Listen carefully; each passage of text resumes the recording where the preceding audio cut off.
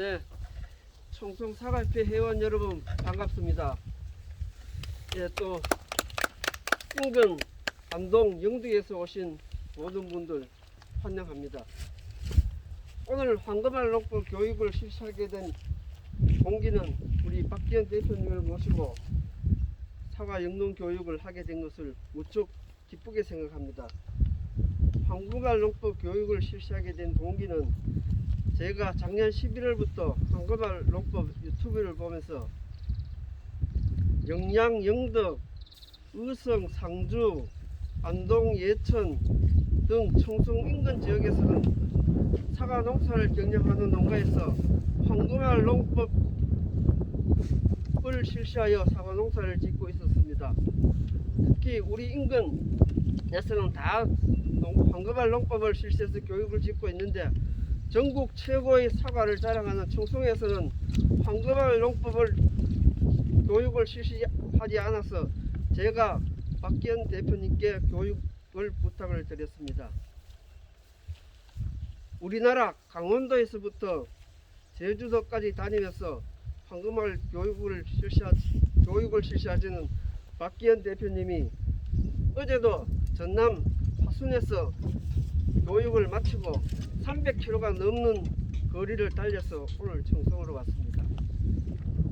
현재 황금알 농법 유튜브를 구독자가 전국에서 한 16,500명 이상 됩니다. 간단하게 박기현 대표님을 소개해 드리겠습니다. 대표님은 경남 창원에서 단감 농사를 지었으며 92년도에 국외 농업 경영인으로 선정되었으며 2000년도에 농협중앙에서 시행하는 새농민상을 수상하셨고 2006년도에는 신지식 농업인으로 선정된 선도농업 경영인입니다. 오늘 대표님의 강의를 잘 경청하셔서 모두가 풍년농사 이루시고 또 이루시기를 바라며 대표님을 소개해 드리겠습니다.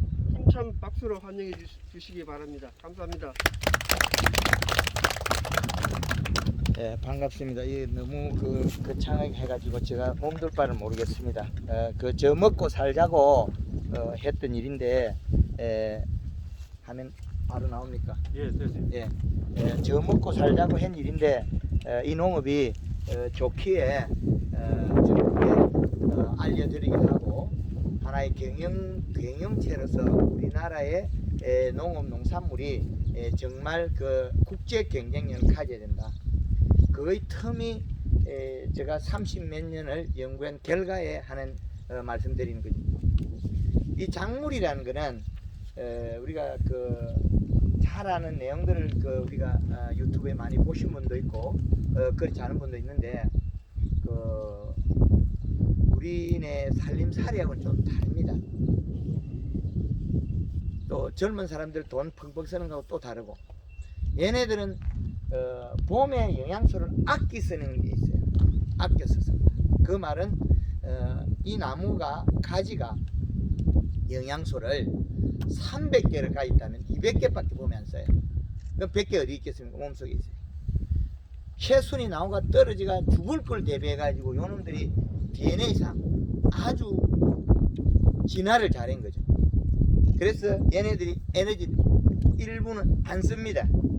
그러면 우리는 사과의 종방향을 키우려면 그 에너지를 이끌어내야 돼요.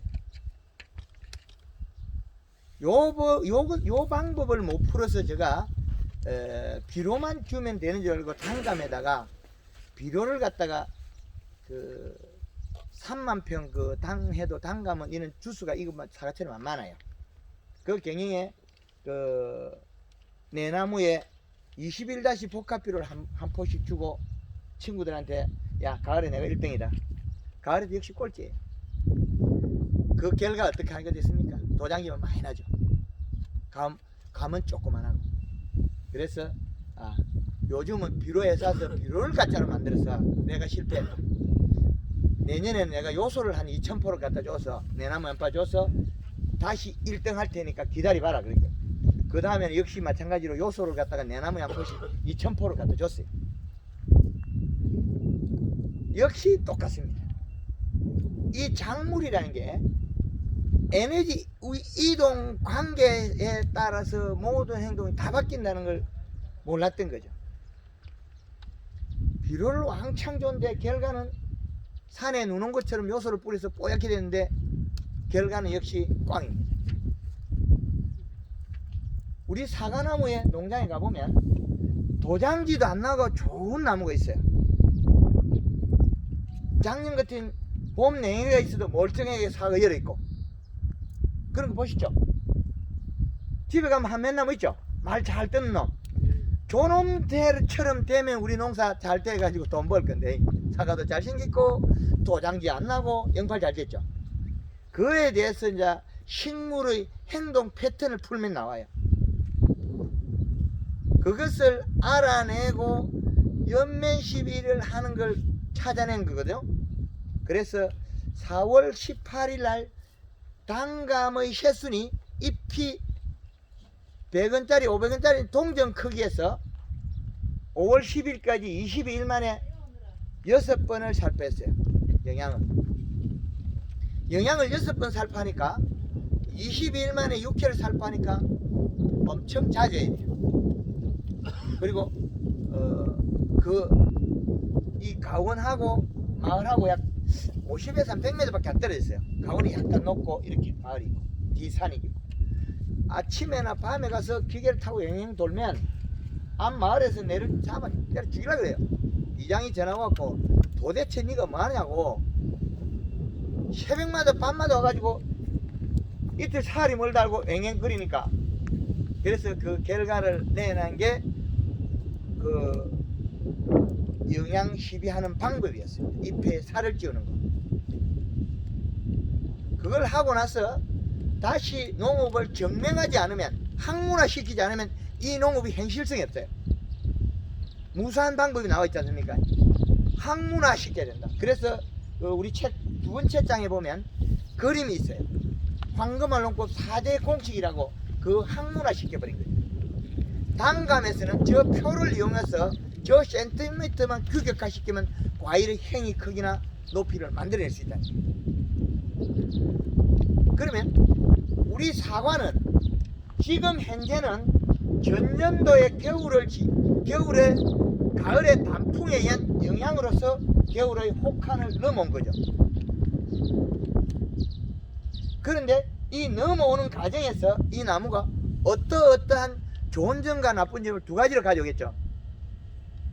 나쁜 점이라는 소화를 시키지 않은 비료,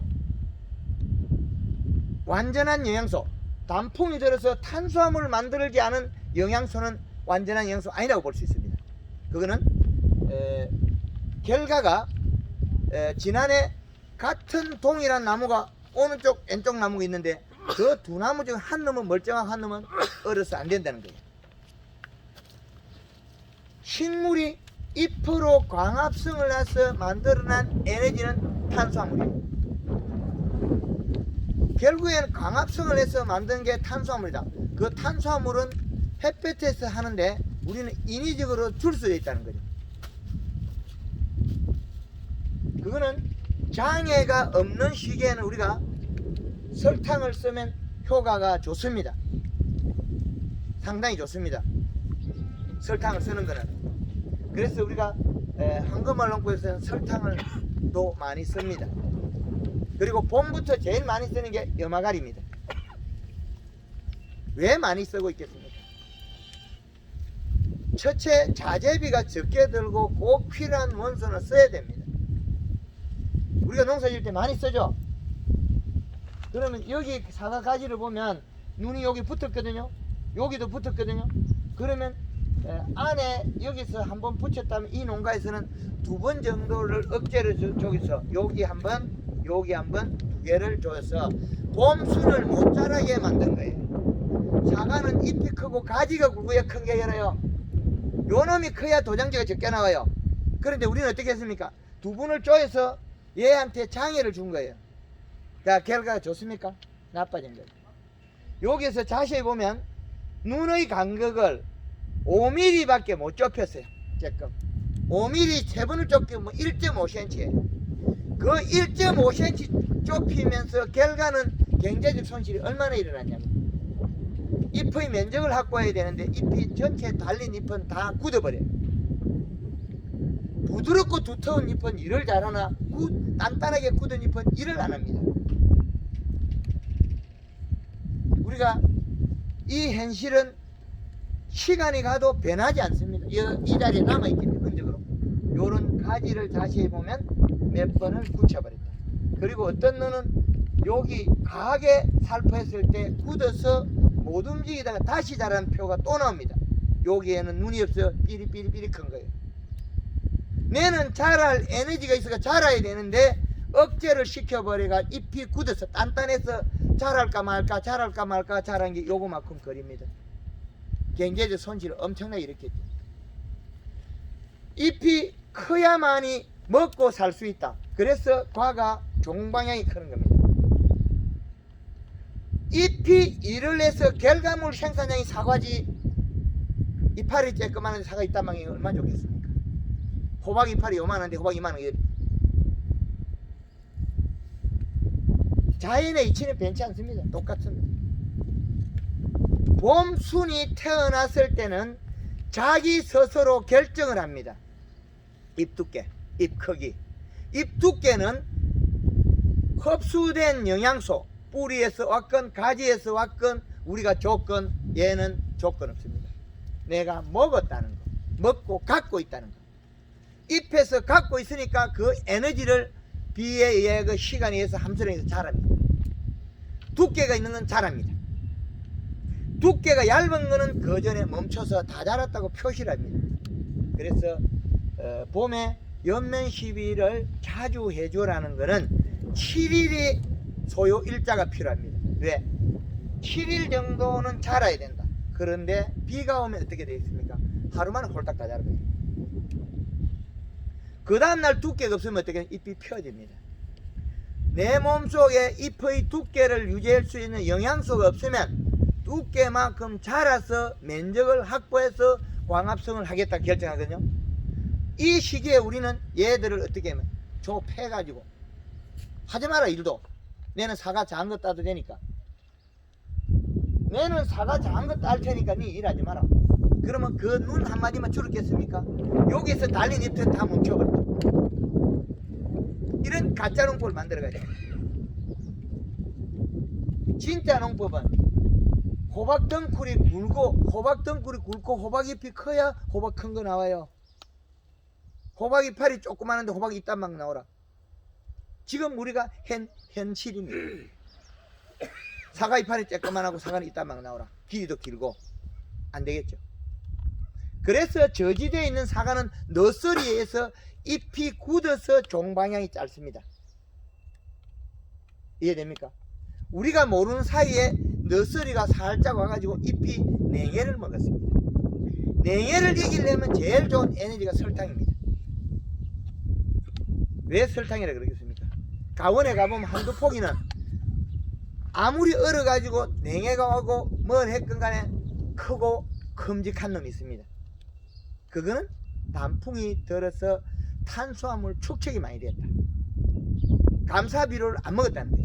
근데 감사비료를 먹고 잎이 얼어서 떨어져 버렸다면 떨어지기 전에 잎이 사과를 딴 뒤에는 뿌리에서 온 에너지가 잎으로 갑니다. 영양소가. 잎이 두꺼워져서 영양소를 뿌리로 많이 내려줍니다. 많이 내려주면 뿌리가 일을 해서 더 많이 가져올 때 그때 감사비료가 있으면 비료를 더 많이 가져오겠죠. 그래서 잎이 얼어서 떨어지면 제 기능을 못하게 떨어지면 뿌리는 잎이 있는지 없는지 모릅니다. 그 상황에서 뿌리는 영양소가 출발해 가고 있습니다. 계속 가서 뿌리는 또 비료를 가지고 지상부로 보냅니다. 그러면 비료가 축적이 된 거지 여기에 그 에너지가 좋은 탄수화물이 축적된 게 아닙니다. 그 봄의 결과를 보면 많이 자라서 큰 사과가 있는 게 아니라는 거죠. 그것도 겨울을 잘 나야 되는데 겨울을 잘 나는 게 상당히 중요하죠. 겨울은 겨울만 잘 나면 됩니다. 여기 에너지는 여기 나오면서 다시 우리가 축적하면 됩니다. 그래서 영양소가 전년도하고 무관하게 올해부터는 바뀝니다. 왜? 지상구 여기서 우리 에너지를 공급하면 그 영양소를 먹고 잎의 면적이 큰다는 거죠. 그런데 그때는 뿌리에서 영양을 줬건 가지에서 왔건 우리가 연면 시비로 먹었건 어느 거든지 잎은 상관하지 않습니다. 내가 먹었다. 먹고 지내는 자란 거죠. 그 양만큼 자랍니다. 지금 우리는 그 양도 못 쓰게 억제를 시키고 굳혀버립니다. 굳혀버렸으니까 이놈이 일을 못해서 그 면적이 잎의 면적이 확보가 안 됐으니까 과실 요 면적만큼 과가 길어져야 되는데 요 면적이 작으니까 기름기가 줄어드는 거예요. 그리고 요 봄순이 영양을 많이 땡기려면 잎이 커야 되고 두꺼워야 되고 가지가 굵어야 왔다 갔다 하는 통로는 가지 굵기입니다. 가지가 굵고 잎이 크고 절간을 좁히면 되거든요. 절간만 좁히고 잎의 길이만 좁히고 잎 자루만 좁혀야 되지 이 이상을 우리가 손을 대서는 안 된다는 거죠. 식물을 여기에 지금 한 칸 줄었고 여기 가서 한 칸 줄었고 두 번 줄이고 나니까 얘가 눈이 없어요. 삐리삐리 컸어요.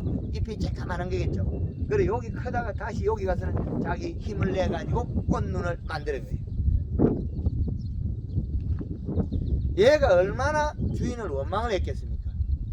좀 낳아줬으면 이파리도 크고 사과도 큰 걸 달도록 다 해줬을 거예요. 얘를 줘버렸으니까 얘는 또 일하려고 한 거죠. 그러면 요 봄순이 작으면 여기에서 잎에 영양을 만든 에너지가 뿌리로 갔다가 올 때 여기서 많이 축적이 안 되니까 도장수를 뜯고 도장지가 많이 났다고 해서 비료가 많은 건 아닙니다. 도장지는 도장지일 뿐이에요. 봄순을 줄여버리고 축소가 되면 도장지는 더 많이 나게 돼 있어요. 왜 그랬겠습니까? 얘가 일을 할 수 있는 공간을 안 주죠. 조금 클만 하면 또 잎을 딱딱하게 굳혀버리고 일을 못하게 하고. 제일 부드러운 잎이 뭐예요? 도장순이죠. 도장순으로 왔다 갔다 많이 해버려. 도장지가 많이 하고 가지가 덤성덤성하니까 잎이 쪼봇쪼봇한 거는 필요가 없는 겁니다. 길이만 길 뿐이지. 도장지가 많이 났다고 해서 땅에 비료가 많느냐? 그건 절대 아닙니다. 도장지가 굵어지고 많아지는 거는 봄순이 가늘어진 거고 잎의 모양을 보면 또 알 수 있어요. 도장순의 잎이 펴져 있으면 비료가 있는 거고 도장순의 잎이 오므려 있으면 비료가 없는 겁니다. 제 역할이 각각 달라요. 그 도장순을 키운 거는 요 순을 봄순을 가늘게 만들어서 에너지가 봄순이 도장지가 나기 전에 더 튼튼하게 강하게 키워야 되는데 그래야만이 눈도 충실하고 과실 쪽으로도 영향이 많이 옵니다. 여기에서 꽃에서 지금 튀어나와서 봄순이 자라겠죠. 그 봄순으로 영향이 많이 가야 됩니다. 봄순에 영향이 많이 가면 도장지가 몸속에서 짧은 가지들이 많이 발달해서 앞으로 척지도 많이 발달합니다. 그런데 봄순을 키우는 게 봄에 목매 시비를 해서 개화에 영양을 공급해서 꽃을 잘 피우고 그 다음에 꽃이 화려하고 향이 좋고 꿀이 많아야 벌이 많이 옵니다. 사과가 둥근 거 만드는 거는 탄수화물 농도 차이입니다. 집에 가보면 지난해 사과가 삐뚤삐뚤하고 안 열고 그랬는데 멀쩡하게 잘 열어나면 둥글고 잘 생겼어요. 왜 그랬겠습니까? 걔 하나만 따로 벌이 잘했겠습니까? 탄수화물 농도가 높으면 수정해놓은 수정체가 잘 움직입니다. 수정 능력이 좋아집니다. 오늘 지금 그 안동 쪽에서 쉬고 숙소에서 쉬고 이렇게 오면서 저쪽에 그 함양 쪽에 자두밭에서 전화가 와서 자두밭에 가니까 향이 너무 좋다. 꽃이 너무 예쁘다. 벌이 너무 많다. 이런 전화를 들어요. 벌이 너무 많다. 왜 그랬겠습니까? 얘가 개화 시에 모든 충적 에너지는 전년도에 가진 에너지에 지금 움직이고 있는데 우리는 목면 시비로서 영향을 먹여버리면 월등히 좋아집니다. 요 복숭아 지금 목면 시비 몇 번 했다고요? 2차 오늘 했어. 2차 했어요.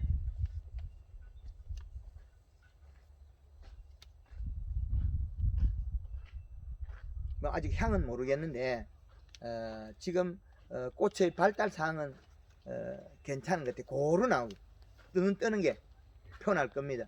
다른 애하고 가면 뜸뻑뜸뻑하게 약간 편차가 나는데 가는 가지 굵은 가지 아마 편차가 없어졌을 겁니다. 편차가 없어졌는데 이 가지는 유막 코팅을 안 했기 때문에 눈의 탈수에서 이 꽃눈의 크기가 조금 편차가 있어요. 꽃눈의 크기. 그리고 요 가지도 보면 여기 짧은 공간들이 간간히 있어요. 눈과 눈 거리가. 그러면 작년도 봄에 이것도 억제시켰을 가능성이 있다는 거죠. 봄에 요 가지도 요 눈의 간격이 다르다는 거예요. 그래서 겨울에 유막 코팅이라는 거는 정말 좋긴 한데 잘못하면 장애도 있습니다. 그거는 기름이 여기 묻으면 코팅에서 산화가대가 없어질 양이 돼야 되는데 그 농도가 많으면 나무를 파고 들어갑니다. 물 500에 2통을 치고 빨리 다니는 사람 이상 없습니다. 물 500에 1.5통 27리터였고 천천히 간 사람 피해가 있습니다. 그러면 제가 답변을 들을 때는 물 500에 2통을 싣고도 멀쩡하다 하는 사람, 물 500에 1통 반을 엮고도 피해가 일어났다는 사람, 이거 개발자로서는 상당히 미안하기도 하고, 이게 제가 시험할 때하고 조금 농가에 쓰는 게 조금 차이가 있거든요. 기름의 농도 차이. 우리 집에 쓰는 기계하고 우리가 농약 방지하는 스타일, 그 차이가 있기 때문에 이런 조금 문제점이 생겨서 피해가 일어나서 저 개발자는 상당히 송구스럽고 죄송합니다. 근데 잘된 사람은 엄청나게 덕을 봅니다. 우리가 옛날에 요소비로 처음 나와가지고 나랑론에 뿌리면 잘 자라가 벼가 자빠지죠. 우리가 농업 현실에서 많은 자재들과 어떤 게 많이 개발되어 나오지 않습니까? 근데 우리가 정말 좋은 것들이 개발돼서 우리가 많이 써야 되는데 그런 부분의 한 부분으로서 저희 농장에서는 단감 묘목에 생산할 때 거기서 개발했습니다. 단감 묘목이 제일 잘 얻어먹는 품종이 포크랭이가 묘목을 캐다가 12월 달에 유화보수가 터져서 이렇게 쏜 거예요. 그래서 그 기름이 둘러썼는데 봄에 가을에 갈 때는 기름 둘러쓴 놈은 죽을 것이라 했는데 봄 되니까 기름 둘러쓴 놈만 살아있고 기름 안 둘러쓴 놈만 죽었더라. 그래서 그 개발된 겁니다. 그리고 지난 겨울이나 아무리 추워도 저희 집에는 단감 묘목을 캐질 안 해요. 가을에 단풍을 들이고 유막 코팅을 하기 때문에 새파랗게 깨끗합니다. 그래서 이 농법을 작물에 확대해서 기술을 보급한 겁니다. 그 개발자이고 그 유막 코팅에서 저 장본이로서 피해가 일어난 농가에서는 상당히 송구스럽고 갚을 길은 없지만은 이 농업에 저도 농업이 일인으로서 유막 코팅은 상당히 좋은 건 맞습니다. 그리고 이제 겨울을 나고 난 다음에 이제 목매십이 됐을 때 이 복숭아 가지가 약간 얼룩덜룩하고 약간 빨갛빨간 점이 있잖아요. 요게 탈수입니다. 그리고 봄 되면 어떤 애는 가보면 복숭아 눈이 안 나는 것들이 많이 있죠. 그 꽃눈만 있고 잎눈이 없는 것들요. 잎눈이 안 만들어져서 그런 게 겨울에 탈수해서 죽어버린 거예요. 그리고 이런 그 사과나무들이 피부가 거칠어지고 겨울을 지나고 나니까 나무가 힘이 뚝뚝 떨어지고 한 5월달 정도 돼서 사과가 열어있는 상태에서 시들머들하게 죽는 나무, 그것들은 피부에 탈수가 돼서 잎에 만든 영양소가 뿌리로 못 가기 때문에 뿌리가 굶어 죽은 겁니다. 그래서 지금 그 유튜브 상에 그 농장마다 제가 돌면서 유마 코팅의 농장의 영상을 올리고 있습니다. 간간히. 그 영상에서 보면 겨울에 탈수가 안 돼서 몸통이 크기 때문에 여기 그 조피 껍질이 툭툭툭 떨어져요. 나무가 깨끗해져 버립니다. 정말 깨끗해집니다. 그 말은 피부가 깨끗해야만이 여기에서 꽃이 피고 꽃의 에너지를 뿌리에서 수분이나 잘 공급이 됩니다. 동시에 필 수 있고, 그리고 새순이 잎이 나서 잎의 영양소가 뿌리로 빨리 갈 수 있습니다. 피부가 좋았습니다. 그래서 우리가 봄에 5월달에 죽은 사과나무가 순이 안 나진 않았다는 거죠. 나서 껍질이 겨울에 탈수로 인해서 영양소가 뿌리로 이동 못하기 때문에 뿌리가 굶어서 죽은 겁니다. 그래서 피부를 보호하는 것은 유마 코팅만큼 좋은 게 없더라. 그래서 저로서는 좋은 마음으로 보급했습니다. 요 부분은 농가에서도 내 농장에서 살포하는 기계에 맞춰서 하시고, 자, 이 면적에 그저께 전라도 장성에는 12,000평 사과밭에 1,000짜리를 10통을 쳤다든가 그 정도 줄이가 쳤더라고요. 그리고 전반적으로 여름에 약 치는 것처럼 살포하니까 장애가 있더라. 이건 피부가 바로 이 가지에 바로 치면 통과하기 때문에 한 500평에서 한 500 한 차로가 약 700평 양, 약 1000평 쳐도 괜찮아요. 그 정도 양으로 살포하는 게 좋은 것 같더라고요. 그리고 오늘 아침에 또 충북 쪽에서 복숭아 그 나이가 많으신 분이 자기 마을에 지금 복숭아가 얼어 죽어서 많이 변해 빌고 있대요. 그런데 지난 겨울에 유마 코팅 하니까 나무가 다 새파랗게 살아있대요. 고맙다고 전화 와가지고. 이제 이런 일이 일어나긴 하나 그 사용 방법에 따라서 우리가 우리 사과나무에도 제가 김천의 짠돌이한테 작년 9월 달에 요소 유한을 처방했잖아요. 근데 유한 비료가 좋긴 하나 너무 많으면 나쁘잖아요. 우리가 우리가 비료가 모자라서 안 주는 게 아니고 돈이 아까워서 안 주는 게 아니잖아요. 나빠질까 봐서 못 주는 거죠. 적정량의 비료 주는 건 상당히 좋은 겁니다. 어느 물질이든지 사과나무의 작물에 도움이 된다면 우리는 다 활용하고 있지 않습니까? 비용 문제, 비용이 적게 들고 효과가 좋은 거는 누구든지 활용한다. 예. 그래서 유마 코팅에 대한 거는 여기서 달라를 짓고, 유마 코팅에 대해서 질문 있습니까? 예. 저는 처음에 단풍들이기를 하려고 했는데 야마가리를 구입을 못해가지고 단풍들이는 거를 못했어요. 일부는 끝에 분에 조금씩 남아 있을 상시에 유마 코팅은 했거든요. 예. 근데 성목 같은 경우에는 아무 그거 없는데 유목에 7년 차인데 탈락부위 그리고 저작년 한년에 여기 피부가 이제 이렇게 텄어요. 아, 피부가 쪼개 있다. 예, 텄는데 원래 전적을 하고 일어나니까 유목 코팅을 해서 그런지 지금 나무에 피같이 이렇게 물이 흘러요. 아, 그거는 별개입니다. 괜찮아요. 네, 그건 다른 원인입니다. 그 나무가 터진다 소리는 거기는 전년도에 터져. 예, 동해가 심한 자리입니다. 예. 동해가 심한 자리는 많이 탈수가 되고 말라가 쪼개집니다. 그리고 올해도 그 동해를 입는 자리에 가을에 단풍을 잘 들이고 그 양만 적정 양만 살포하면 되는데 그것도 지금 현재 동해가 일어난 것 같아요. 동해가 정상적으로 되면 봄에 가면 이 피부가 너무 예뻐요. 새파랗고, 그리고 나무 가지가 자르면 새파래요. 아는 것들은 가보면 나무밭에 들어가면 약간 나무가 벌거리한데 유막이 정상적으로 돼가지고 잘 된 건 깨끗합니다. 그 지금 우리 그 질문하신 사장님한테는 양달밭이라가 해마다 동해가 많이 일어나는 밭입니다. 그 작년 그 앞에 나무가 쪼개졌다면 이미 그 앞에는 추위가 많이 안 왔거든요. 겨울에 얼음도 잘 안 왔잖아요. 20년도 2019년도에 강원도에도 저 얼음이 잘 안 오는데 그 해도 이미 탈수가 된다면 관리 방법을 조금 많이 그 저하고 같이 상의하든지 해가지고 좀 바꿔야 될 것 같다. 가지는 깨끗한데 이제 주지가 이제 예, 주지가 잘못됐다는 거는 이 몸통에서 탈수가 되거든요.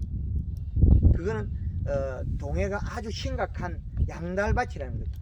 그래서 그 나무는 단풍을 더 드리고 가지가 깨끗하다는 건 다 좋아졌는데 나무로서는 탈수가 되어버린 거죠. 그러면 전년도에 단풍이 안 들었거나 감사비를 줬거나 저는 안 좋고 요목은 거의 그런 대로 뭐 100%는 안 들어도 예. 거의 자연적으로 잎은 거의 다 들어.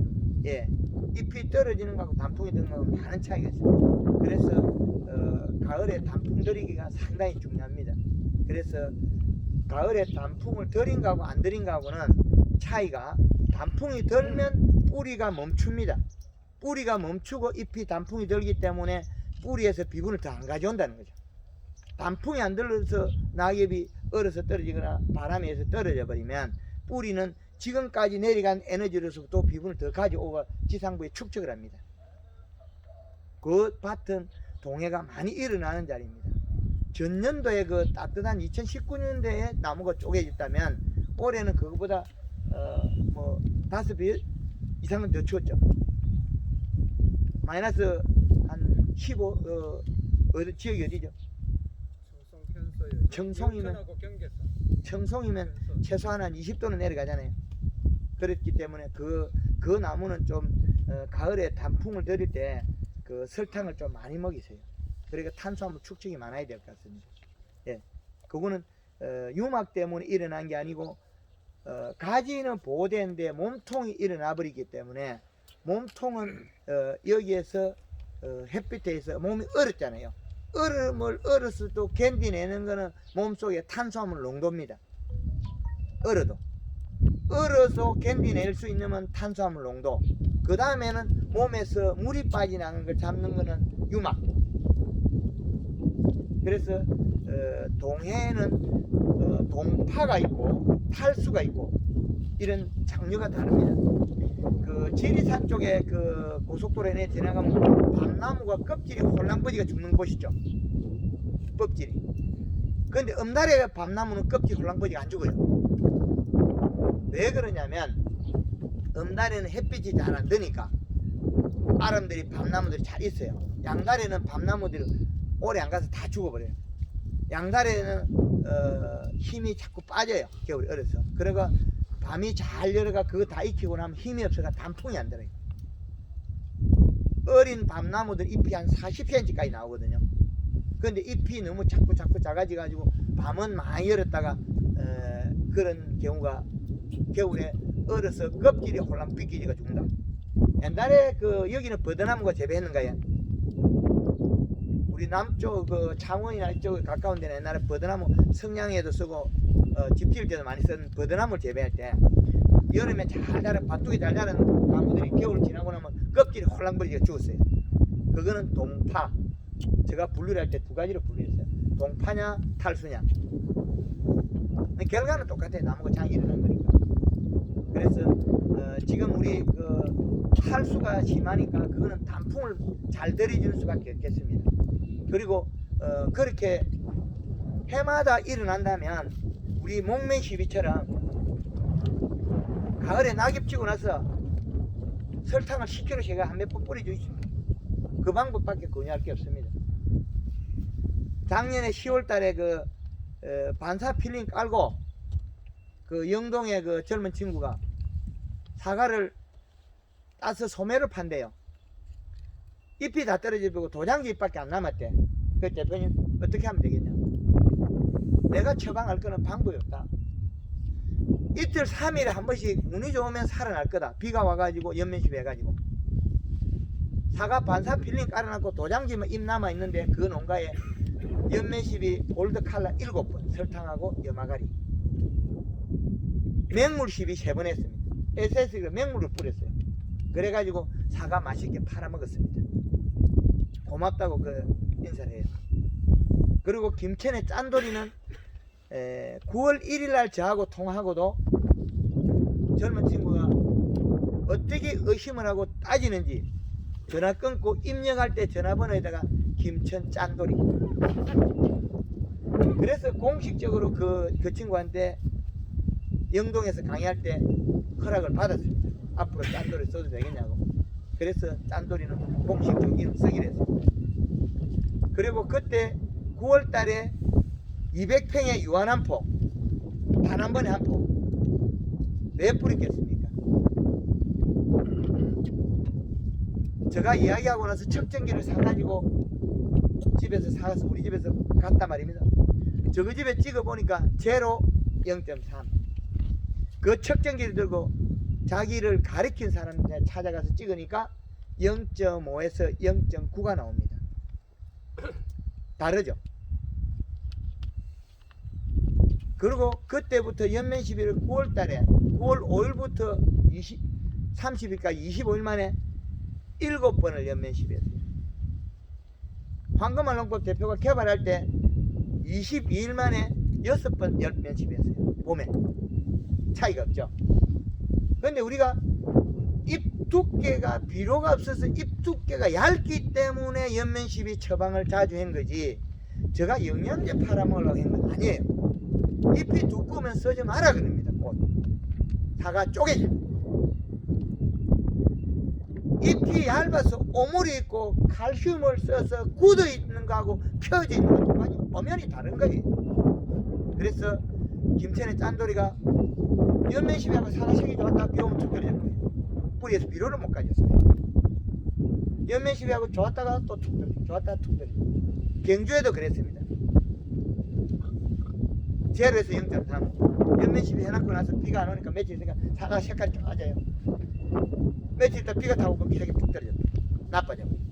그 비료량이 이 시가 0.5 이하에서는 그렇게 됩니다. 이제 이해되겠습니까? 그런데 미량요소나 가리만 줘서도 항상 가리만 줘서 이 시가 1.0이 돼서 색이 안 나요. 요소가 없어요. 질소. 경주에서 이 시를 측정하니까 1.0 사과 잎은 얇아서 엉망이에요. 사과도 안 자라요. 미량요소 뿌리고 여름에 가을 초가을에 황산가리를 관주를 바닥에 해놨어요. 그 옆에 농가에 가면 이 시가 0.58 그건 복합비를 준 거예요.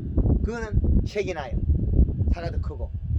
그래서 사과나무가 비료를 먹는 양이 제일 좋은 양이 1.0이더라. 장수에 가서 이 바지 위에 이렇게 된 거예요. 기떡하게 위에 쇄골. 이 척경기를 딱 재니까 1.0이에요. 옆으로 내려가니까 0.3, 0.5가 나와요. 사모님, 제 위에 쇄골은 사과 정말 좋다 하니까 우리 사과밭에 사과 딸 때 와봤니? 아니라고. 요 기계가 이야기하는 걸 가르치더니 비료량이 맞으면 가면 갈수록 사과가 좋아져서 영양제고 지랄이고 아무것도 안 해도 됩니다. 가지가 굵어집니다. 단 안 되는 게 한 가지 있어요. 품질이나 크기를 완벽하게 할 수 없는 조그마한 단점이 있어요. 그거는 조금만 보완하면 됩니다. 이 시가 맞은 상태는 연면십이 조금 해주면 잎이 두껍고 뿌리에서 많이 가져오면 연면십이 안 해도 돼요. 적게 쓰거나 하지 말라는 거죠.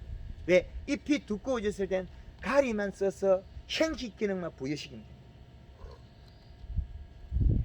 해순이 났을 때는 요 조그만한 게 우리가 꽃이 피고 수정됐을 때 목매십이 에너지로서 수정이 잘 되고 그 시기의 냉해를 이겨낼 뿐입니다.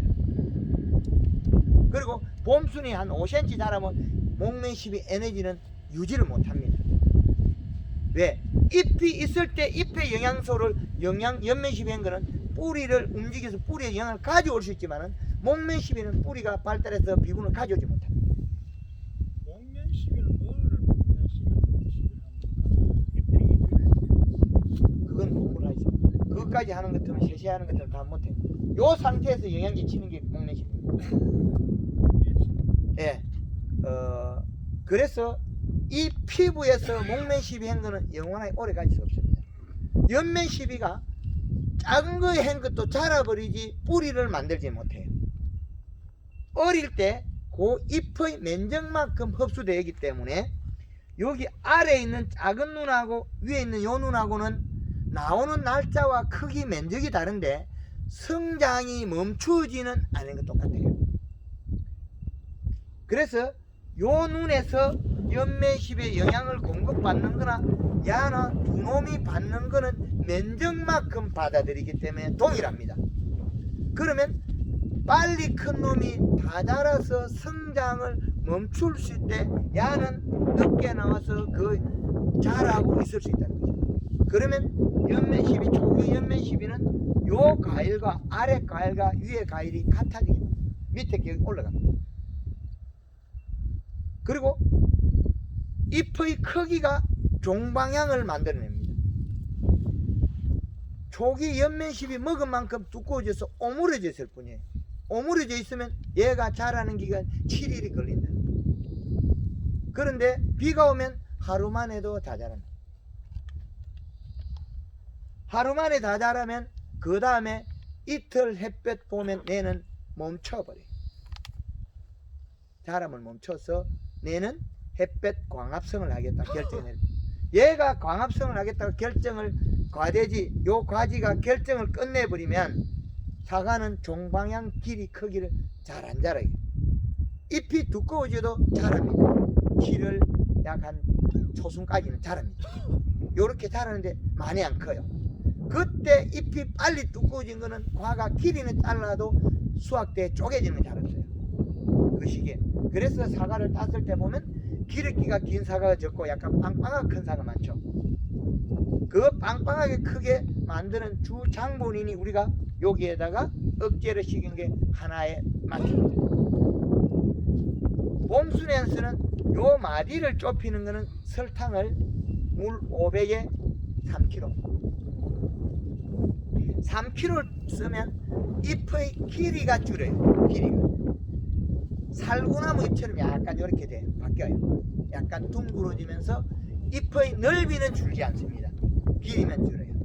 잎 자루도 짧아지고 절간이 짧아져요. 그리고 잎은 두터우면서 부드러워져요. 거기에다가 골드그린 1.5리터 그걸 혼용해주면 얘가 같이 먹고 영양 공급으로 자라요. 그러면 요 잎이 작은 잎이 도톰해지고 두터워지면 안에 있는 순은 나오자마자 큰 게 나와요. 요 놈이 먼저 놓은 놈이 갈라먹어요. 요 안에는 우리 그 찔레 껍질을 쭉 가다가 안 까인 데 있죠. 거기는 돌아오는 간이 없기 때문에 우리 그 도토리묵 관이 없습니다. 같이 소통을 하고 있어요. 먹은 놈은 같이 지 알아서 자라고 있어요. 껍질로 돌아가는 관이 없습니다. 그래서 어릴 때 살포를 자주 하라는 게 돌아가는 관이 없을 때는 지 스스로 자라요. 작은 가지에서 굵게도 키워집니다. 요 가지 작은 데도 이렇게 크게 된다는 거예요. 그거는 요 가지만 집중적으로 연면시비하고 맹물 뿌리면 커져버려요. 요 기술은 다른 농가에 가르쳐주면서 황금을 농법 개발하고 난 뒤에 자두 농사 짓는 초보자가 경찰 공무원 정리퇴직하고 구미 쪽에서 와가지고 대구 가까이에 자두를 제발 크게 좀 한번 키워달라. 그거 알았다고. 그거 쉬운데 그렇게 할 거냐? 방법은 3일에 4일 만에 출근하면 자두나무에서 쿨러를 한나절 내돌리라. 퇴근할 때 골드그린 설탕을 살펴 가라. 그 결과는 자두 대석을 최대 200g짜리가 한 몇 개씩 나오도록 만들어줬어요. 우리 자두 대석이 얼마나 크잖아요. 지금 우리 황금을 얹고 현들은 자두 대석 200g짜리 잘 만들어가면 어부 나와요. 180g짜리 자두 대석 많이 나옵니다. 왜 그랬겠습니까? 이 방법을 기법을 알기 때문에 적용시킨다는 거예요. 그리고 이 시 농도에 대해서 잘 알아요. 먼저 배우고 하는 분들은 이 실을 잘 맞추고 옆면 시비를 하고 몇 년 차 그렇게 합니다.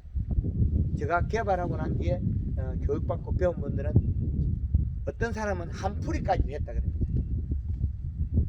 진주에 있는 한진수 회장님은 3년 차에 단감이 싹 다 커버리니까 저쪽 길가에 그 성룡차하고 뭐 있는 저쪽에 요쪽 요 사거리에 성룡차 몇 분 같이.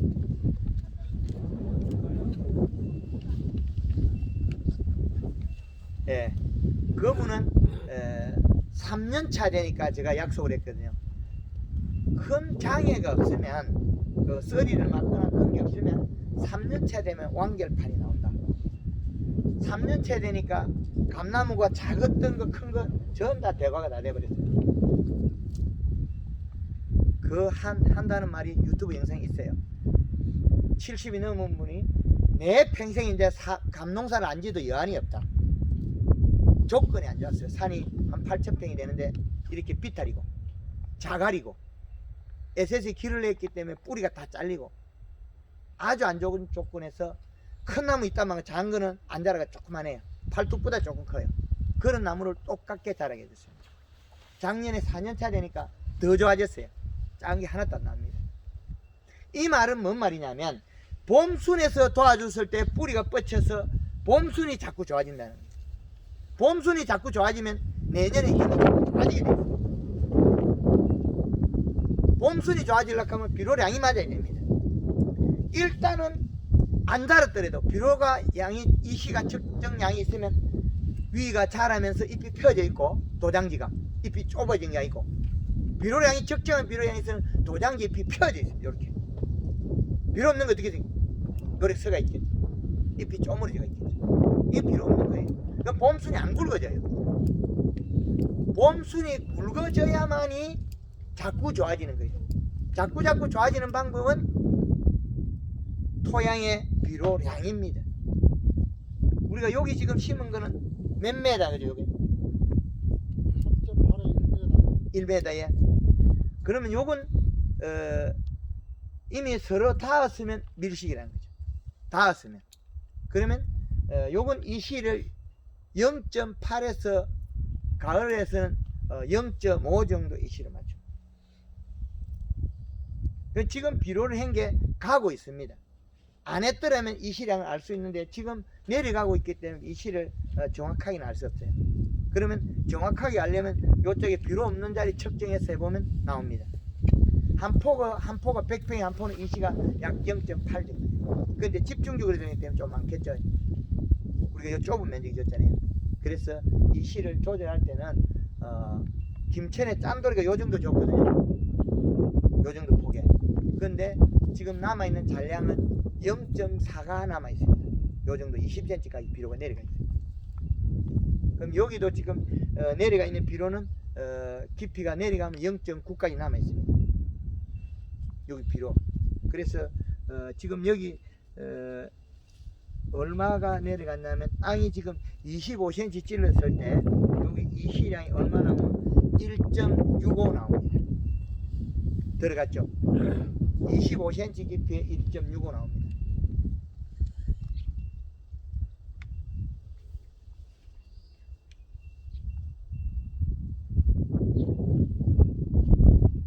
요게 지금 한 40cm 넘게 들어가는데 이 시가 얼마나 들어가면 1.15 나옵니다. 그러면 이 농장에서는 해마다 과일이 좋다는 거죠. 의성의 농가에서 제가 가니까 5년 동안 우리 집에는 비료를 안 준다. 그래도 사과나무가 이래 잘 큰다. 1년에 견학을 한 5,000명이 온대요. 제가 들어가서 가니까 이 나무에 요거만큼 비료밖에 안 준다. 그래서 측정기 딱 꽂아니까 얼마입니까? 깊이 요거 측정기가 70cm 내려가는데 이 시가 1.0이 나와요. 좋을 수밖에 없죠.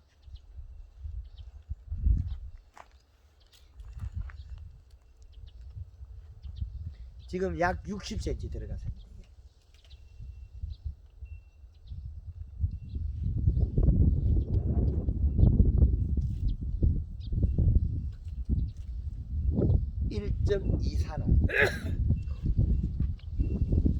이 농장에서는 사과가 매년 좋을 수밖에 없어요.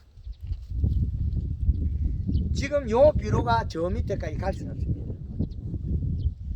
기본적으로 이 토양을 조성할 때 비료를 충분하게 줘서 아래에 가 있을 뿐이지, 그리고 그 비료가 손실 안 될 만큼 개손이 공급하는 거지, 요렇게 찌르면 제로가 우리나라의 농장들이 거의 대다수입니다. 저 가리킬 게 없습니다. 저절로 잘 됩니다. 단 억제를 안 시키고 봄에만 살짝 도와주면, 잎이 두꺼울 때까지만 도와주고 나면 지가 알아서 합니다. 그럼 잎 두께만큼 연면십에 염화가리나 설탕이 없으면 전부, 가을에 가서 좀 부족해지면 잎이 얇아지면 오므려지거든요. 다시 펴주고, 잎 중간에 잎 복판 그 심줄을 손으로 싹 문질렀을 때 안 노래면 가리를 살포해서 심줄이 노랗게만 됩니다. 그러면 색나고 다 됩니다. 여기는 비료량이 적정량이 있기 때문에 충분하게 좋습니다. 요게 비료빨입니다. 예. 여기에서는 단 이제 동해가 일어나서 장애가 일어나고 있다. 나무가 들쑥날쑥하다. 이런 거 몇 가지만 밸런스 잡으면 됩니다. 그럼 이렇게 딱 봐서 쭉 바르면 그 모든 게 다 잘 됐는데 한 놈씩 잡고 새로 포식하고 이런다면 얼어 죽고 어떤 원인이 다른 요인이 발생하고 있다. 그거는 강의 중에 다 나타나니까 그 응용하시면 됩니다. 단풍을 들이고 융합 코팅한 다음에 힘이 봄에 좋아져서 자꾸 이겨내는데, 봄에 좋아져서 이겨내라고 만든 게 융합 코팅이지 다른 뜻은 없습니다. 융합 코팅 정말 좋은 겁니다. 억제를 시켜서 사과의 종방향기를 못 봤던 겁니다. 예, 농장주께서는 지금 장애를 주는 기술을 배웠다는 거죠. 알았더라면 사과가 더 커버렸어요. 요렇게 장애 안 주는 걸 알았더라면. 장애 주는 걸 방법을 썼다는 거죠. 그러나 정말 잘한 거는 이 가원 조성할 때 그 충분한 그 퇴비가 됐건 비료가 됐건 그게 충분합니다. 다른 건 없습니다. 의성에 있는 그 가원보다 비료가 많습니다. 착가량을 많이 해도 이 척지가 잘 나오겠죠. 잎에서 영양이 뿌리로 가서 가져올 게 있어야 잎으로 돌아오는 거기 때문에 그 양양이 많아야만이 척지가 잘 나옵니다. 비료가 작으면 척지 안 나옵니다. 어린 유목들은 이 실을 정식에서 1년차 어린 것들은 이 실을 1.5로 가져가는 그거예요. 그래야만이 척지가 잘 나옵니다. 가지 잘라보면 나오죠. 어떤 사람은 가지 딱 잘라보면 하나도 안 나와요. 저 위에 2개만 나오고. 그거는 비료가 없어서 그렇습니다. 가지 자를 때 잎이 두껍고 이렇게 펴져 있어야죠. 잎이 두껍고 뒤집어질 정도 돼야만이 자르고 나면 잎에 영양을 공급하고 나무가 살이 쪄서 눈을 뚫고 나오겠죠. 그게 필요해요. 그리고 유목을 심어날 때 연면십에 잎을 살을 째어줘야만 뿌리가 뻗어나오겠죠. 동작은 똑같습니다. 전년도에 뿌리는 이미 굶어서 죽었습니다. 겨울에 잎이 없기 때문에 굶어 죽었어요. 뿌리는 전년도에 굶어 죽었기 때문에 저 왜소한 나무도 봄에 새순을 연면십에서 살을 찌우면 동일해져 버립니다. 두 개가. 단감나무 같은 경우에 특히나 어려웠던 게 5월 20일까지 뿌리가 안 나와요. 잎이 이만큼 자라 있습니다. 가지가. 잎이 두께가 얇으면 지 알아서 살이 찌면 되는데 안 해요. 잎에서 영양 이동량이 없으니까 뿌리가 발달 안 해버립니다. 그냥 살아버려요. 1년 동안. 사과나무 안 좋은 나무에다 비료 더 주면 얼어 죽기만 하지 좋아지질 않는다는 거죠. 해보셨지? 사과나무 좀 안 좋은 나무 우리 다 가면 아이고 쪼개기 더 묻고 커라. 비료도 조금 더 주고 퇴비도 가갈 때 그거는 손이 좀 더 가야 이래 해주나 뭐 한 3년 가면 얼어 죽어버려. 왜 그랬겠습니까? 가을에 단풍이 안 들어가 몸속에 비료가 찾은 거예요. 비료. 감사비료가 독약이라고 만든 게 고급입니다. 소화를 시키가 잘해야 되는 거예요. 소화는 언제 시키도록 만들이냐? 몸매가 구성되는 건 봄입니다. 안 좋았던 나무 저거 회복에 멀쩡해집니다. 그거는 연면십이 횟수에 의해서 바뀔 뿐입니다. 뿌리가 없어요. 전년도만 있을 뿐이지 겨울에 영양이 공급이 안 돼 어떻게 살고 있어요? 책은 흡수하는 책은 다 죽었습니다. 살아있는 나무는 사철나무밖에 없어요. 사철나무는 땅 밑에 가보면 땅이 솟아올라요. 최근에 1년 내들 움직인다는 거예요. 제주도의 상로수 밀감나무도 겨울에 얼어지고요. 탈수해서 죽어버려요. 그것도 이 두께가 얇아져요. 그거 마찬가지로 우리가 여기에서 나타나는 비료량을 보면 정확한 수치입니다. 비료 주면 안 되는 게 줘야 됩니다. 그 비료 때문에 여기에 사과의 품질이 좋고 척지가 많은 거예요. 여기 줄이들면 나빠집니다. 그리고 초기 연면 시비에서 잎을 키우고 가지를 살을 찌운다면 여기는 더 말할 나위 없습니다.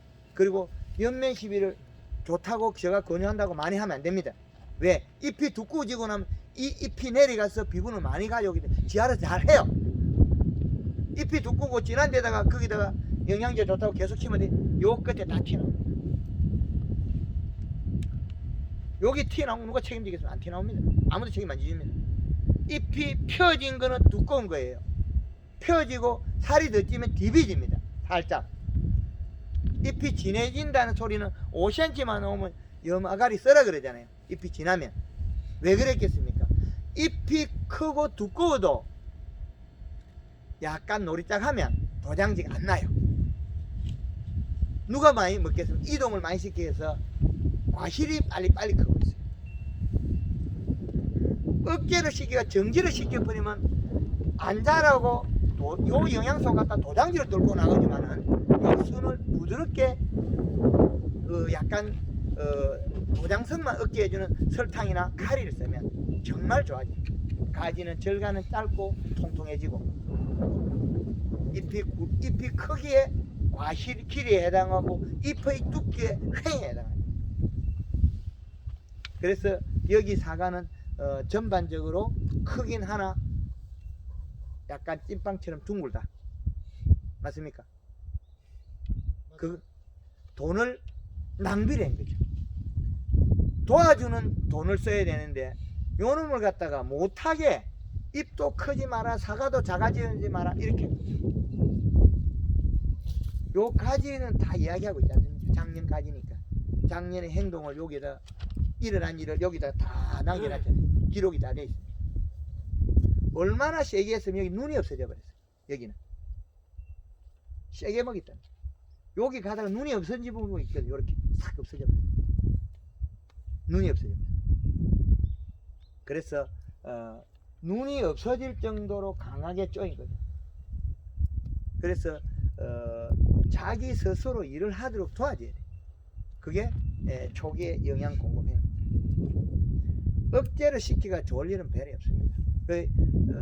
사과 착과량을 지금 우리가 억제를 하는 농법에 비해서 황금을 농법을 하면 더 훨씬 많이 달아도 괜찮아요.